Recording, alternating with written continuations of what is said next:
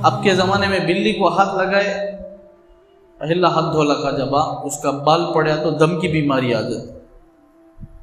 बोलते नहीं, दम की बीमारी भी आती नहीं, खींचट की बीमारी भी आती नहीं, क्या भी आती नहीं।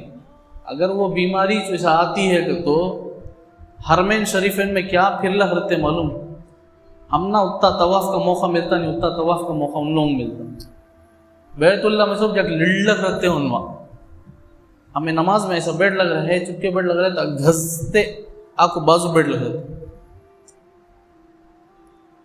वैसे बीमारियों को अल्लाह उतनी अच्छी चीज़ को उसके बालों में बीमारी रख डालेंगे क्या? यहाँ लोग आमतौर पे बोलते नहीं, उसका बाल में दम की बीमारी है, कौन सी दम कर को छोड़ डाले कि हमेशा दम की बीमारी आने, दम की बीमारी भी आती नहीं, क्या बीमारी भी आती नहीं।